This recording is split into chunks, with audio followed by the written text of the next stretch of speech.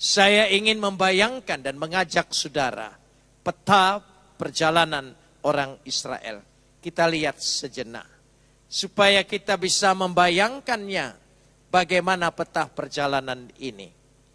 Dari sejak mereka berada di sini, yaitu disebut Rameses, ya Rameses.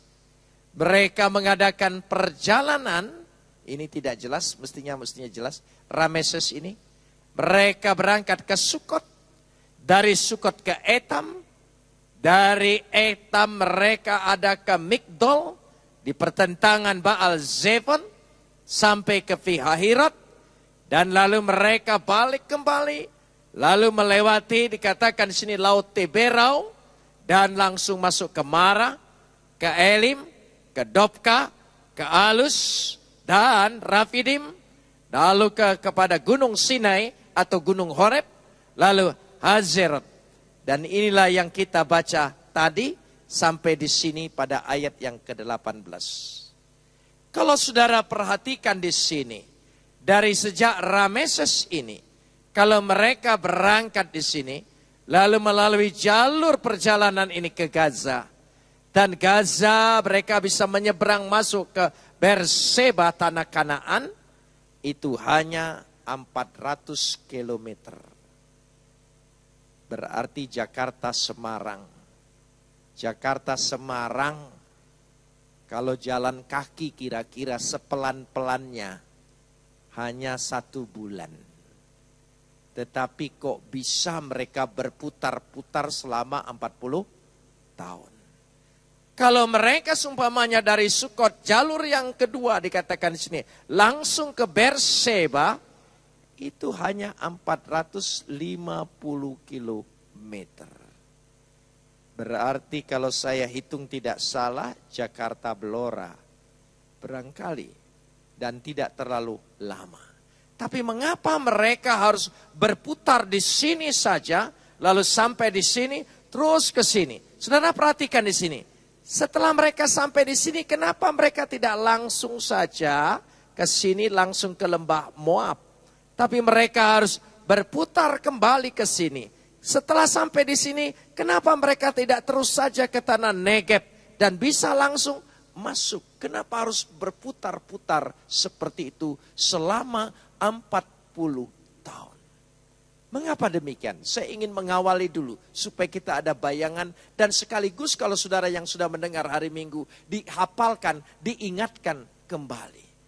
Karena ketika Tuhan menciptakan manusia, lebihnya manusia dari makhluk ciptaan Tuhan yang lain adalah manusia diberikan kehendak bebas.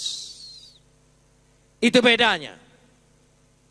Tuhan tidak menyesal menciptakan manusia ini. Memiliki karakter yang sama dengan Tuhan.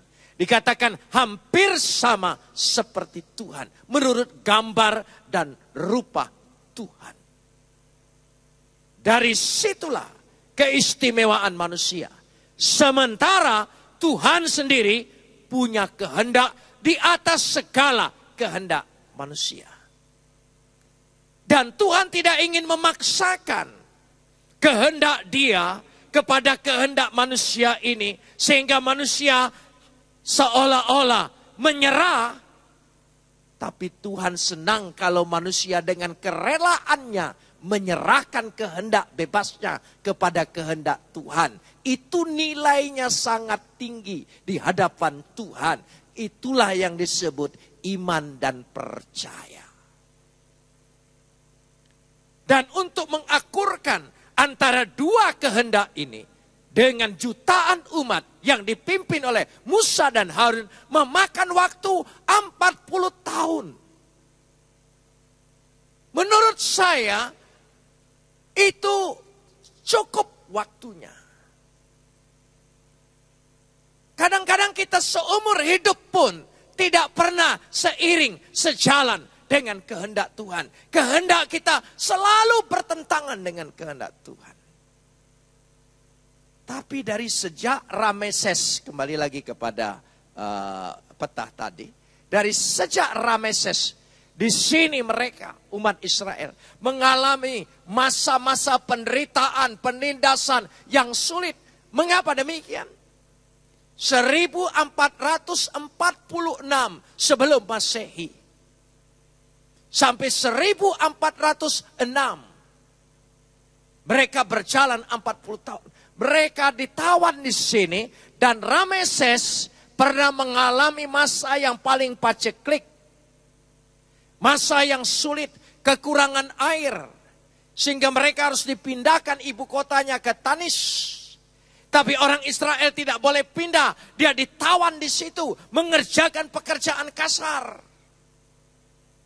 Sehingga penindasan begitu memerikan mereka. Itu sebabnya ada ayat dalam kitab Keluaran, jeritan mereka telah sampai kepada Tuhan. Karena saking menderitanya. Setelah Paskah, Pesah bagi orang Yahudi. Pesah orang Yahudi mengorbankan domba, memercikan darah di pintu-pintu rumah mereka supaya malapetaka berlalu dan mereka tidak ditimpa itu. Sehari setelah Paskah mereka keluar dibebaskan oleh Tuhan. Apalagi kita yang mengalami Paskah karena Yesus Kristus sudah mati buat saya dan saudara. Pasti dia sanggup membebaskan dari segala belenggu, dari segala ikatan, dari segala penindasan, dari segala penderitaan. Darah Yesus punya kuasa untuk kehidupan kita. Amin saudara. Itu penting sekali. Dan mengapa perjalanan dari Rameses sampai ke lembah Moab. Dari lembah Moab mereka akan masuk nanti ke Gilgal. Kota yang pertama mereka masuki di tanah Kanaan. Ada 42 tempat perhentian. Sekali lagi, ada 42 tempat perhentian. Saudara bisa baca itu di dalam Bilangan pasal 33. Satu pasal itu, saudara akan hitung di situ. Ada 42 tempat perhentian mereka. Selama 40 tahun. Karena itu angka 40 tahun menjadi peringatan bagi orang Yahudi. Adalah angka pencobaan. Hidup ini diumpamakan dari semua perjalanan ini adalah seperti sebuah perjalanan. Hidup itu adalah sebuah perjalanan. Kita harus melangkah maju. Dari 42 ini saudara bisa baca. Ada 42 kata, maka berangkatlah mereka. Bahasa Indonesianya, maka berangkatlah mereka, maka berangkatlah mereka. Saudara hitung, ada 42 kata itu. Bahasa aslinya, wa yis'u, maka melangkahkanlah kaki mereka ke depan. Wa yis'u, maka berangkat, melangkahkan kakinya ke depan. Hidup itu beragaikan perjalanan. Perjalanan itu, hidup itu tidak boleh berhenti di satu tempat. Dia harus berjalan, melanjutkan terus perjalanan. Wa yis'u, melangkahkan kakimu ke depan. Apapun yang pernah terjadi, pasti hidup ini pernah melalui banyak peristiwa, banyak kejadian. Suka tidak suka, pasti saudara pernah mengalami hal-hal yang seperti itu. Tapi percayalah, dari kata wa yis'u ada 42 kata. Wayahanu, maka berkemahlah mereka. Kata berkemah, yang namanya kemah tidak pernah tetap. Kemah itu tempat sementara. Karena itu diterjemahkan dalam bahasa Indonesia persinggahan sementara. Hidup ini bagaikan perjalanan. Segala peristiwa yang pernah kita alami, yang pernah kita lalui, yang menjadi pengalaman kita, itu semua hanya sekedar persinggahan sementara. Amin saudara. Jangan terpaku dengan satu kejadian, dengan satu peristiwa, dengan satu pengalaman yang menyakitkan hidupmu sekalipun. Percayalah, itu hanya persinggahan sementara. Wayah 40 adalah angka pencobaan. Hidup ini perjalanan. Yang dilalui semua adalah pencobaan. Pencobaan itu bukan hanya sekedar ketika kita kekurangan. Ketika kita diberkati, hati-hati, itu juga berupa pencobaan. Karena itu kita harus sungguh-sungguh menyadarinya. Dari 42 perjalanan ini, 42 dibagi 6 trip. 6 trip. Jadi ada 6 trip perjalanan. Kenapa dibagi oleh orang Yahudi 6 trip? Karena ini perjalanan kehidupan manusia. Angka 6 itu adalah angka manusia. Karena manusia itu tidak sempurna, nilainya hanya sampai 6. Sementara Tuhan angkanya 7. 7 itu adalah sempurna buat Tuhan. Jadi 6 kali 7, 42. Setiap trip ada 7 perhentian. Ya, 7 perhentian kali 6 jumlahnya 42. Saudara, artinya apa? Dalam perjalanan hidup manusia, untuk menjalani perjalanan selama 40 tahun sebagai angka pencobaan, asal ada Tuhan dalam setiap peristiwa, setiap kejadian, pasti saudara dapat melaluinya. Kalaupun dalam satu persinggahan ada sesuatu kejadian, masalah, pergumulan, problem, tapi karena ada Tuhan, Tuhan sanggup mengubahnya. Ada 6 trip. Saya ingin katakan. Trip yang pertama sudah saya sampaikan, saya ingin ulangi kembali. Nanti kita masuk pada trip yang kedua. Saudara, ternyata fakta, jadi perjalanan 40 tahun ini secara sejarah dapat dibuktikan itu merupakan fakta perjalanan orang Yahudi memasuki tanah perjanjian. Karena itu fakta ini harus diaktualisasi. Kalau fakta itu diaktualisasi, maka memiliki arti, makna, pengalaman spiritual, kerohanian kita. Dan yang kedua, kalau fakta itu diaktualisasi, maka dia memiliki makna ritual. Saudara, tadi ada perhentian yang pertama setelah keluar dari Rameses adalah Sukot. Sukot menjadi perayaan orang Yahudi. Sukot itu tempatnya lembah. Lembah yang luas. 64 kilometer dari Rameses. Lalu lembah yang luas seperti itu. Itulah hari yang pertama mereka keluar dari penindasan, perbudakan, penderitaan yang begitu lama, 430 tahun lamanya. Lalu mereka sukacita. Mereka mendirikan pondok-pondok semua di lembah itu. Dan pondok itu artinya suka.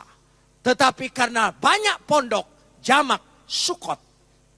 Karena itu sampai hari ini selalu diingatkan secara ritual oleh orang Yahudi, hari raya Pondok Daun. Sukot, saudara, adalah merdeka. Saudara percaya lewat Paskah Yesus mati buat saya dan saudara, kita adalah anak-anak merdeka. Amin. Kita sudah dimerdekakan. Tetapi tidak hanya sampai di sana. Tidak harus hanya di situ. Setelah merdeka kita bereporia, bebas, merdeka. Kita harus melanjutkan perjalanan hidup. Dan hidup itu ada fakta. Ada realita yang harus kita lalui. Dari Sukot mereka masuk ke Etam. Etam. Etam itu artinya Hetam. Hetam itu artinya tajam. Lorong yang tajam. Perjalanan bukan hanya satu lembah yang luas. Merdeka, bebas. Kadang-kadang perjalanan hidup kita harus melewati lorong-lorong yang tajam. Itu kenyataan hidup kita kan. Makanya fakta yang diaktualisasi harus memiliki aplikasi di dalam diri kita. Ada aplikasi. Jadi rupanya ini perjalanan hidup manusia. Kita merasa ada kelegaan, ada kemerdekaan, ada kebebasan, ada kelepasan yang Tuhan berikan. Amin. Tapi hidup ini ada realita. Kadang-kadang kita harus lewat lorong-lorong yang tajam. Memerlukan perhatian, kehati-hatian, kesadaran, kewaspadaan. Dan sampailah mereka di Etam. Dari Etam mereka sampai ke Fi-hahirot. Fi itu mulut, Hirot itu jurang. Berarti mereka melewati mulut jurang. Hidup ini kadang-kadang betul-betul pernah menghadapi lewat jurang-jurang yang kadang-kadang siap menerkam kita. Itu hidup. Hidup ini penuh bahaya. Hidup ini banyak ancamannya. Hidup ini banyak musuhnya. Nafsu kita sendiri adalah musuh. Kesehatan, penyakit, kemiskinan, kerugian, bencana, perang. Banyak sekali musuh-musuh dari kehidupan kita ini. Terlalu banyak. Makin modern teknologi kedokteran. Bukan berarti penyakit makin berkurang. Bahkan makin bertambah. Mestinya kan kalau teknologi kesehatan itu melampaui dan hebat. Penyakit makin berkurang mestinya kan. Tapi kenapa penyakit makin bertambah? Ditemukan ini, ditemukan ini, ditemukan ini. Apa hidup itu bukan bahaya? Pi-hahirot. Saudara, dari Pi-hahirot mereka harus menyeberangi Laut Teberau. Laut Teberau itu satu danau yang besar yang menyambung ke Laut Tengah. Dari laut ke tengah mereka lewat di situ. Karena dikejar oleh tentara Fir'aun. Mereka tidak berdaya. Mereka sudah di pinggir jurang. Mereka harus kembali ke Migdol. Dikejar lagi. Kenapa Tuhan suruh kembali ke Migdol? Supaya mereka tidak terjebak di jurang itu. Tetapi mereka terjebak di Laut Teberau. Bagi Tuhan tidak ada yang mustahil. Mereka dapat melewati laut itu karena Tuhan membelah laut. Bersama Tuhan apapun yang kau hadapi, selalu Tuhan sanggup memberikan jalan keluar. Kelepasan. Jalani hidup. Jangan takut. Wa yis'u, melangkah. Kita tidak tahu hari esok apa bahaya yang mengancam kita. Kita tidak tahu kerugian apa, krisis apa yang bakal terjadi dalam hidup kita. Kita tidak tahu, tapi jangan takut.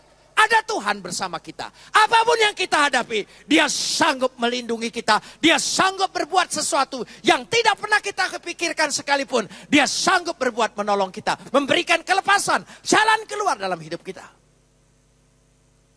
Laut Teberau di seberang. Sehingga mereka dapat beristirahat di tepian Teberau di sebelah sana. Setelah mereka berangkat ke tepian Teberau, mereka berjalan lagi. Melewati Mara. Mara itu artinya pahit. Kepahitan. Jadi kata yang tepat, Mara itu adalah kepahitan sekaligus kebencian. Kepahitan dan kebencian. Saudara, saya ingin tanya, kita hidup berapa lama? Apa tidak pernah mengalami kepahitan hidup? Apa tidak pernah hidup kita ini dibuat orang menjadi sangat pahit sehingga kita dikuasai oleh kebencian, dendam? Pasti kita pernah mengalami kepahitan, marah, harus dilewati. Itu realita hidup. Pasti banyak hal. Kadang-kadang kita pahit bukan oleh orang jauh, orang yang paling dekat, yang berjanji mengasihi kita pun kadang-kadang membuat hidup kita menjadi pahit. Itu realita, itu kenyataan hidup kan? Itu yang kita rasakan. Sehingga timbul dendam, timbul kebencian. Mungkin kadang-kadang kita bukan benci dengan orang itu, benci dengan hidup kita. Mengapa hidupku punya nasib seperti ini? Salah apa aku? Apa kita harus percaya dengan hukum karma? Saudara, seringkali kita bertanya. Tapi kepahitan, saudara lihat peristiwa air yang pahit. Siapa yang mengubah menjadi manis? Ada Tuhan. Katakan bersama, ada Tuhan. Katakan lagi. Tuhan sanggup mengubah marah yang pahit menjadi manis. Amin saudara. Saudara percaya hidupmu sanggup diubah. Karena kata marah, kepahitan artinya sama dengan kebencian. Kalau saudara ingin dirubah hidupmu dari pahit menjadi manis, jangan menyimpan dendam. Sekali lagi, jangan menyimpan dendam. Sebab dendam itu makin memahitkan hidupmu. Bukan melepaskan engkau, membebaskan engkau, memulihkan engkau. Tidak. Tambah pahit. Serahkan dengan Tuhan. Sehingga tidak ada kebencian. Supaya Tuhan sanggup mengubah menjadi manis. Lanjutkan hidup. Saudara mau lanjutkan hidup? Walaupun pernah mengalami kepahitan. Dibuat orang sangat pahit hidupmu. Percaya Tuhan sanggup mengubah itu menjadi manis. Dan kita akan melanjutkan perjalanan ke Elim. Elim. Di Elim saudara bisa baca. Ada 12 mata air. 70 pohon korma. Arti Elim adalah palem. Palem itu artinya tanda kedamaian, tanda sorak-sorai. Karena itu ketika Yesus masuk Yerusalem, disebut Hosana. Anak-anak melambaikan palem-palem, daun-daun palem, melambangkan sebuah sukacita luar biasa. Karena Tuhan memberkati di tengah padang gurun. Ada 12 mata air, ada 70 pohon korma. 70 berarti bukan 70 betul. 70 sempurnalah pemeliharaan Tuhan. Amin saudara. Jangan khawatir. Asal kita mau apa? Wayisu, melangkah ke depan. Pahit bagaimana hidup ini. Katakan itu hanya wayahanu, tempat persinggahan sementara. Amin. Amin saudara. Kita harus lanjutkan hidup. Lalu apa yang terjadi? Setelah mereka melanjutkan perjalanan kehidupan mereka, kita mulai masuk di situ. Dari Mara ke Elim. Dari Elim, mereka harus melalui padang gurun Sinai. Padang gurun Sin untuk mencapai Sinai. Gunungnya namanya Sinai. Tapi mencapai perjalanan dari Elim ke sana, itu disebut padang gurun Sin. Padang gurun Sin. Sin dalam artinya di sini bahasanya kata sin itu artinya onak dan duri. Onak dan duri. Saudara tahu onak dan duri? Hidup ini kadang-kadang harus melewati onak dan duri. Tajam. Saudara pernah dilukai hatimu? Hidupmu pernah dilukai? Perasaan kita pernah dilukai. Kehormatan kita pernah dilukai. Tapi kita tidak boleh berhenti di situ. Tidak boleh berhenti di padang gurun Sin. Kita harus melanjutkan perjalanan sampai ke Dopka. Dopka. Perjalanan sampai ke Dopka. Onak dan duri dapat dilalui. Asal ada Tuhan dalam hidupmu. Amin. Saudara percaya ada Tuhan dalam hidupmu? Yesus adalah Immanuel, Tuhan beserta kita. Bukan hanya itu, Roh Kudus, rohnya sendiri tinggal di dalam diri kita. Memeteraikan, menyertai kita. Meskipun ada onak dan duri di dalam kehidupan kita, kita harus berjalan. Masa kalah dengan si Patin? mengatakan dalam lagunya, lupakan apa? Apa dia bilang, lupakan, apa dia bilang, hilangkan atau lupakan atau lupa ingatan, saya nggak tahu pokoknya saudara ya. Jadi artinya tidak boleh kita terbelenggu di situ. Kita harus melalui perjalanan kehidupan kita. Meskipun onak dan duri. Hari Minggu saya pernah berkata begini. Jangankan Alkitab yang menjamin. Rumus fisika saja menjamin loh. Saudara di SMA pernah belajar IPA? Ada SMA IPA? Saudara ingat rumus fisika? Beban sama gaya itu sejajar. Beban atau berat itu sejajar dengan gaya. Itu rumus fisika. Kalau hidupmu bebannya berat, itu terlalu banyak gaya. Iya, itu kuncinya saudara. Tapi kalau saudara bebanmu tidak mau berat, gayanya dikurangin. Dia selalu sejajar. Coba nanti di rumah buat beban sama gaya sejajar. Sudah kelamaan lewat dari SMA-nya. Jadi lupa lagi rumus fisika. Rumus fisika aja menemukan. Kalau beban hidupmu berat, terlalu banyak gaya. Orang punya BB ingin punya BB. Orang ganti BB kita ingin ganti BB. Orang punya apa itu Android kita ingin ganti. Pokoknya padahal menggunakannya nggak bisa. Heran saudara ya. Heran. Tapi yang penting gaya. Itu kartu kredit tagihannya. Ingat bulanannya saudara. Loh iya. Kan kebanyakan gaya. Rata-rata manusia kota sekarang tidak cukup dengan satu kredit kan. Ditawari kartu kredit apa saja diterima. Padahal iurannya tidak cukup satu. Kurang gengsi.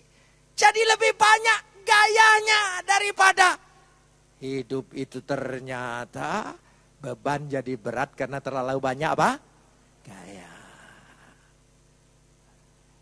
Amin saudara. Lihat diri kita sendiri. Rubah cara hidup kita. Mulai sekarang. Jangan terlalu banyak gaya. Pasti bebanmu kurang. Gayanya berkurang, bebannya berkurang saudara. Naik seperti itu terus. Dan di sanalah. Ketika sampai ke Dofkah. Dofkah. Kata Dofkah ini Dafkah. Dafkah itu artinya perhentian di gurun. Jadi bagaimanapun di tengah-tengah gurun ada tempat perhentian, ada tempat perteduhan.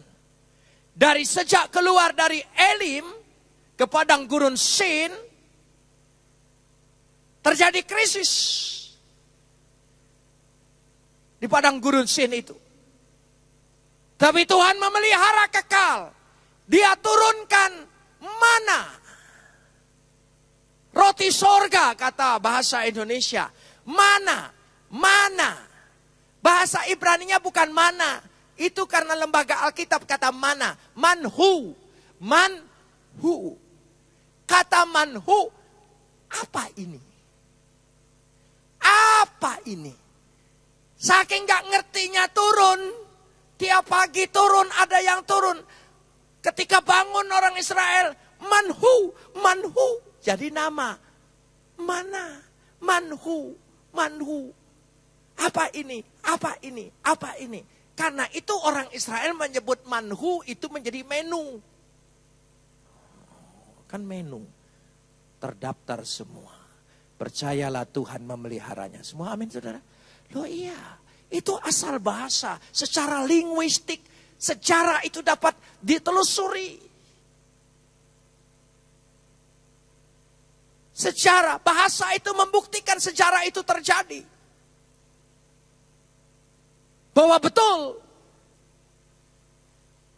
Jadi dari situ, Dafkah. Lalu burung-burung puyuh. Berjatuhan, turun, buat menjadi makanan bagi mereka. Semua di padang gurun Sin.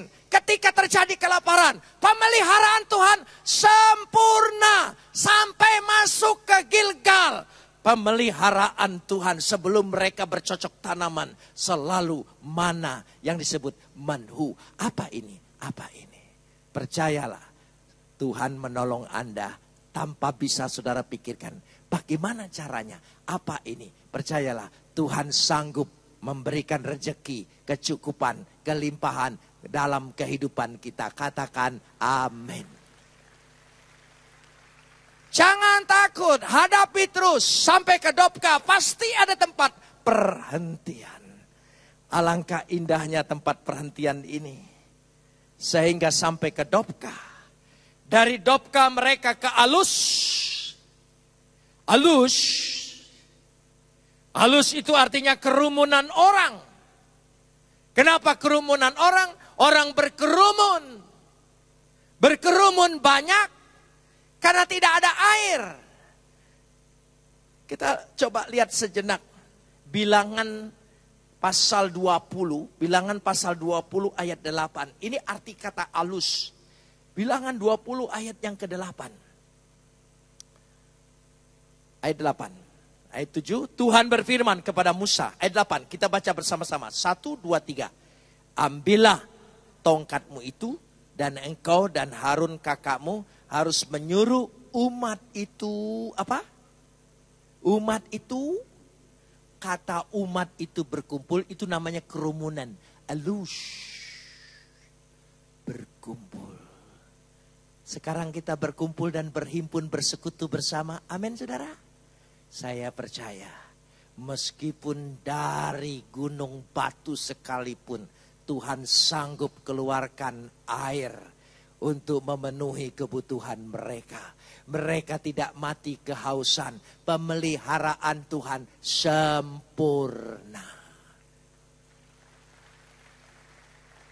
Itu penting.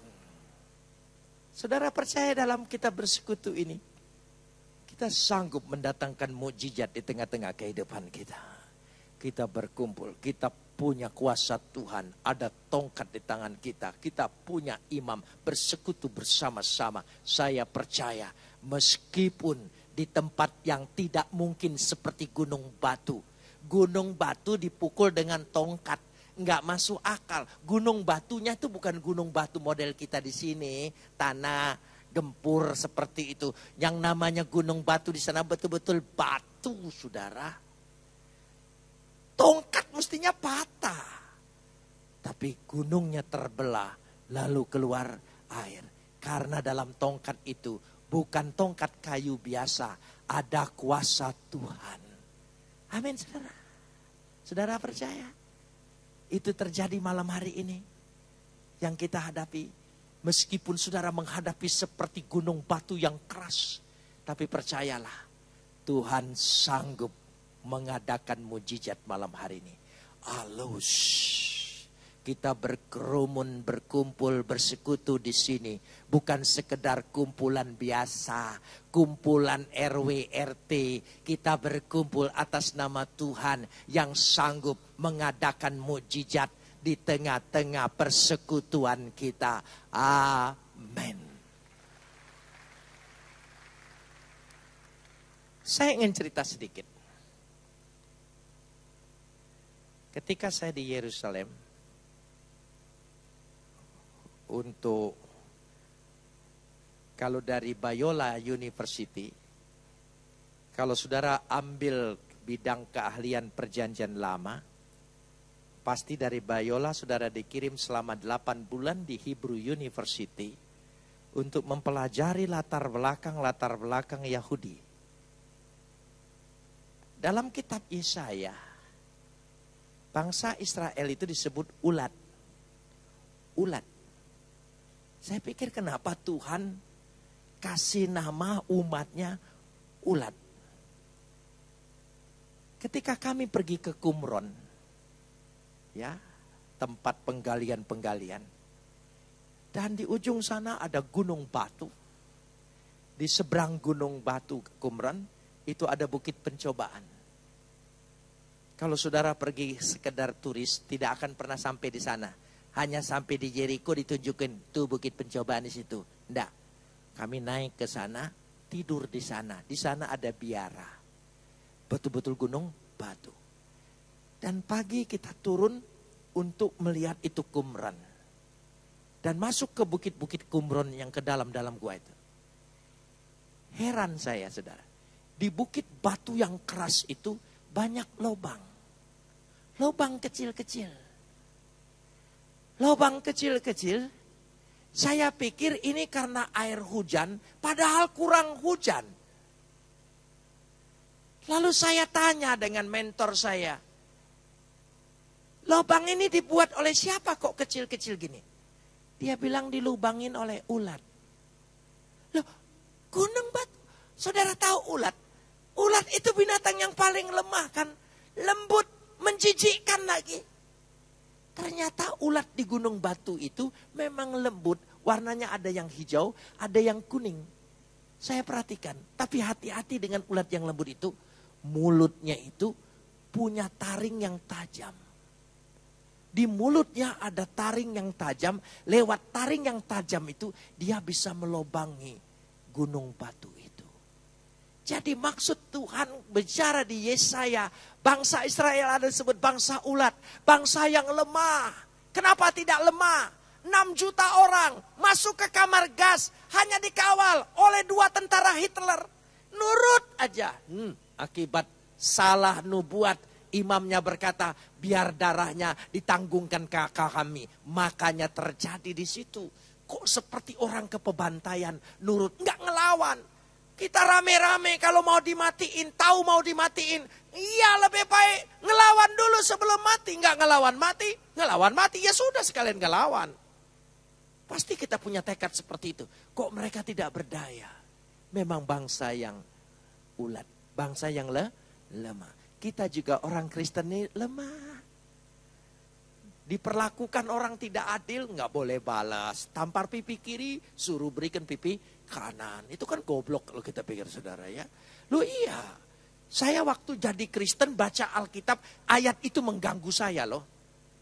Iya, orang dari zaman dulunya, saya tidak pernah diajar tampar kiri, pipi kiri, beri pipi kanan. Enggak, aku diajar untuk melawan. Zahidu fisabilillah, berjuanglah di jalan Tuhan. Waduh, iya. Tiba-tiba masuk Kristen, tampar pipi kiri, berikan pipi kanan. Sampai saya pikir dengan pendeta, mungkin ini salah terjemahan. Gara-gara di situ, saya belajar bahasa asli Alkitab. Saya pikir ini salah, ini pasti salah. Ada yang keliru ini.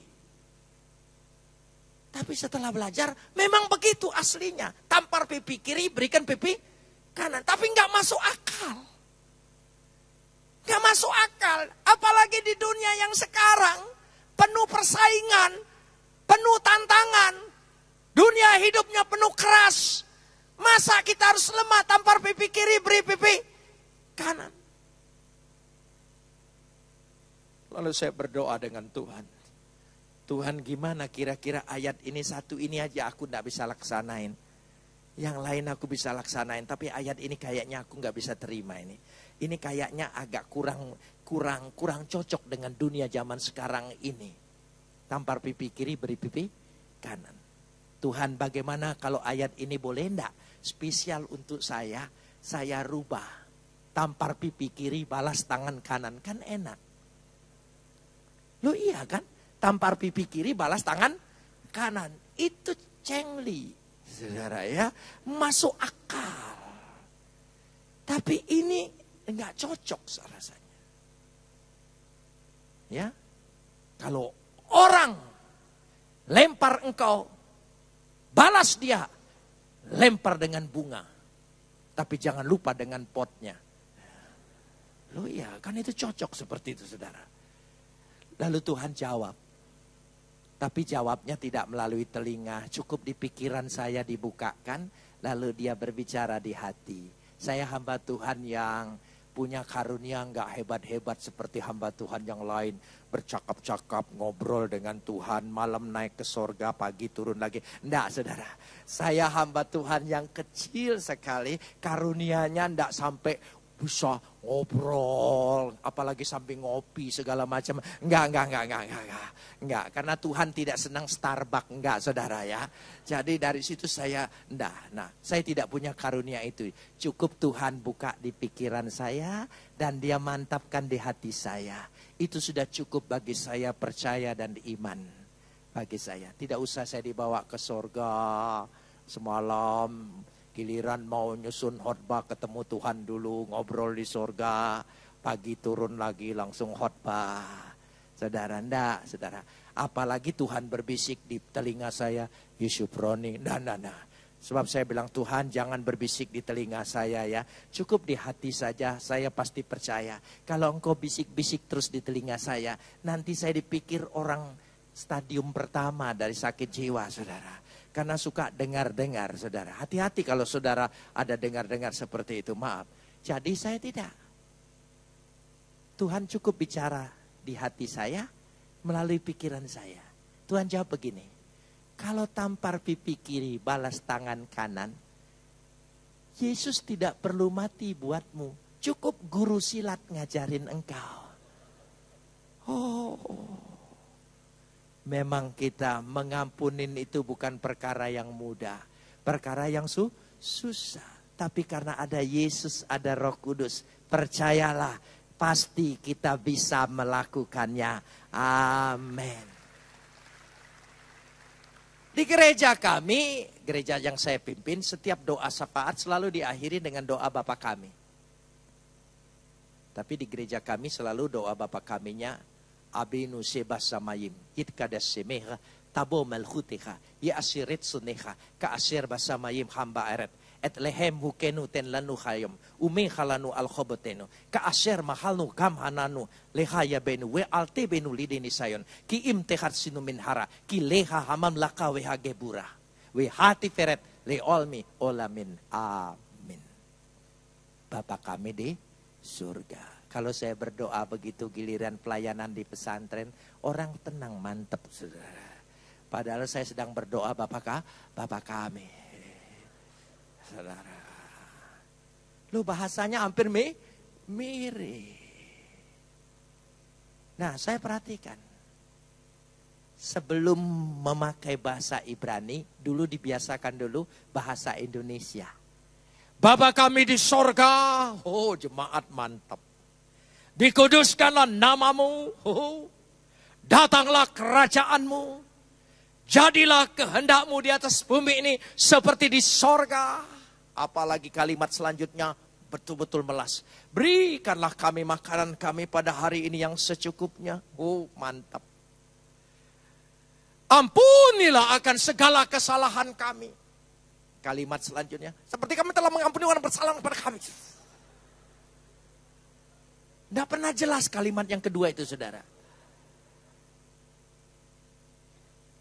Tidak dibaca, ada ayatnya, dibaca nggak rela. Saudara perhatikan, coba saudara masuk gereja yang doa Bapak kami ketika ampunilah akan segala kesalahan kami, mantap. Seperti kami telah mengampuni orang bersalah kepada kami. Pokoknya mau cepat lewat kita, saudara. Karena mengampuni itu bukan perkara yang mudah. Tapi percayalah, Yesus sudah mati buat saya dan saudara. Karena dia memberikan pengampunan yang tidak mungkin dimungkinkan oleh dia. Amin. Pasti ada tempat perhentian. Halus. Lalu dari halus kerumunan orang, ada mujizat, ada kuasa. Halus itu kerumunan orang. Kita ini kerumunan. Karena itu dikatakan 2-3 orang berkumpul. Itu berarti berkerumun. Mintalah. Tuhan pasti berbuat. Kita lebih dari 2-3 orang. Betul-betul halus. Kerumunan kita. Persekutuan kita. Perhimpunan kita. Perkumpulan kita. Malam hari ini. Kita sanggup mendatangkan mujizat. Di tengah-tengah kehidupan kita. Sehingga sampailah ke Rafidim. Rafidim artinya dukungan-dukungan. Orang Israel menemukan air minum Setelah melewati Masa dan Meribah. Keluaran 17 saudara bisa baca. Masa artinya keputusasaan. Meribah artinya perselisihan. Keputusasaan dan perselisihan. Kadang-kadang kita juga harus melewati seperti itu. Mengalami pernah putus asa dalam hidup, ayo jujur. Ya. Pernah berpikir kadang-kadang mau bunuh diri tapi nggak berani kan? Ya baguslah, enggak apa-apa. Pernah saudara pikir saking putus asanya aku ini jangan-jangan bisa gila? Pernah pikir jangan-jangan saudara bisa gila? Bagus kalau saudara pernah berpikir jangan-jangan sudah gila. Itu tandanya belum. Kalau saudara tidak pernah pikir jangan-jangan sudah gila, itu sudah gila saudara. Sebab orang mabok tidak pernah ngaku mabok, orang gila tidak pernah ngaku gila. Saya waktu KKN-nya menjadi mahasiswa, karena saya di Bandung, jadi KKN saya itu di rumah sakit jiwa. Karena memang sekolahnya bidangnya itu. Bukan sekolah jiwa, sakit jiwa bukan saudara. Jadi di Jalan Riau itu ada rumah sakit jiwa di Bandung. Jadi kita membantu dokter masuk sana. Kebetulan rumah sakit jiwa Riau itu di tengahnya itu halaman luas. Kalau musim hujan suka banjir. Suka banjir. Dan orang-orang gila itu ambil sapu pada mancing. Mancing. Wah dapat katanya. Tarik, tarik. Yang temannya ikut lagi. Sesama gila kompak. Tangkap. Heran saya. Orang gila kok bisa kompak bikin cerita. Wah ini ikannya besar, tolong, tolong. Temannya juga, nolong, ayo tarik, tarik, tarik, gede, gede. Lalu dokter yang mimpin kami, lalu sama-sama ingin akrab dengan orang gila. Lalu nanya, sudah dapat ikan berapa? Gitu. Orang gilanya melongo semua gitu. Gila kali, masa di sini ada ikan katanya. Lah, heran saudara. Giliran ditanya sadar dia saudara ya. Giliran lepas, nah itu. Hati-hati saudara ya. Kadang-kadang kita gila, kadang-kadang kita nah jangan-jangan sampai kita juga seperti itu saudara. Hidup ini penuh perselisihan. Keputusasaan. Rumah tangga, gereja, perkumpulan, sering kali juga mengalami perselisihan. Masa dan Meribah di Rafidim. Karena itu musuh Amalek terjadi di sana, menyerang. Karena kita tidak bersatu. Kita hanya mementingkan diri sendiri, kepentingan sendiri, bukan kemuliaan nama Tuhan. Kenapa sih ngotot banget? Hanya urusan pelayanan, hanya urusan pekerjaan Tuhan. Kehormatan dan kemuliaan adalah milik Tuhan. Amin saudara. Ya, ngalah sedikit nggak apa-apalah. Ngalah banyak juga boleh ya. Dari situlah, itulah Rafidim. Tetapi Musa naik ke atas gunung, berdoa, mengangkat tangannya. Kalau tangannya terangkat, Yosua, bangsa Israel melawan Amalek, menang. Kalau tangannya turun, kalah. Kalau kita kalah, itu tandanya kita kurang berdoa. Gak usah cari-cari. Itu penting. Lalu Harun dan Hur menopang tangan Musa. Lalu mereka menang. Mari dalam urusan doa kita topang semua imam-imam yang ada di gereja ini untuk tekun berdoa. Amin saudara. Topang dia. Kalau kita tidak menopang, dia capek, tangannya turun, maka bangsa Israel kalah diserang orang Amalek.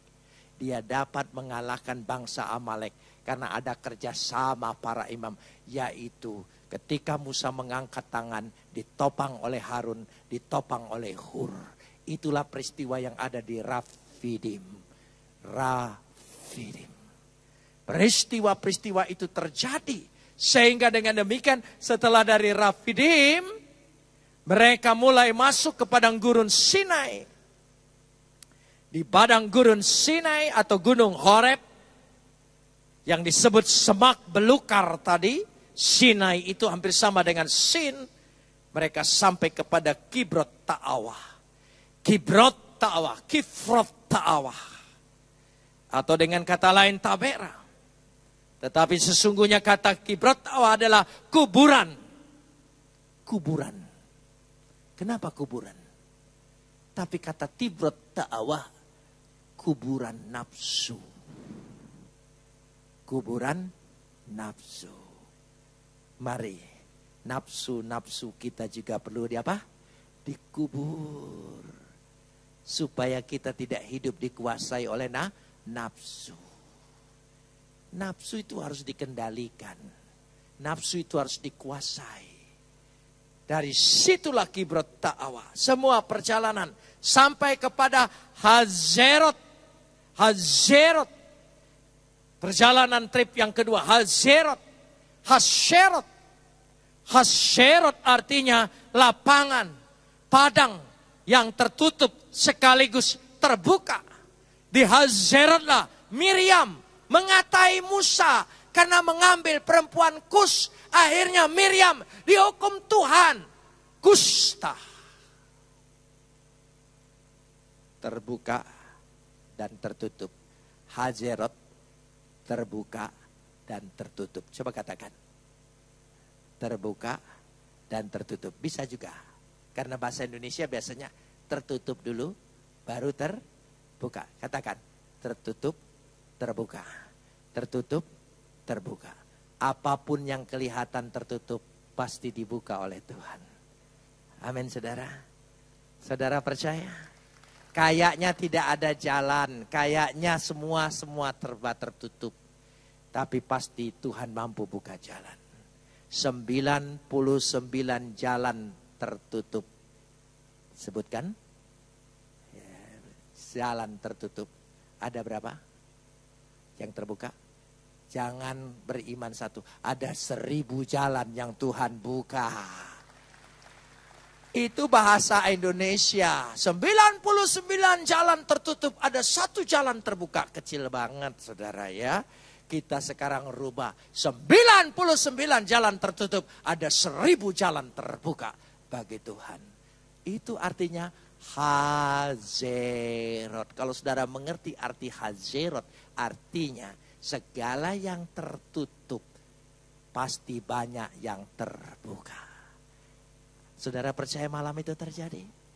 Rezekimu tertutup, kesempatanmu tertutup, masa depanmu tertutup, apa saja yang tertutup. Datangkan mujizat dalam perhimpunan kita ini. Ada Tuhan kita, Dia yang terbuka. Saudara mengiman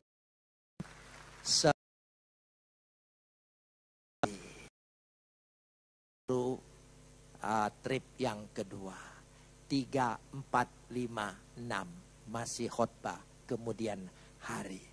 Jadi itu betul-betul semua memiliki arti perjalanannya.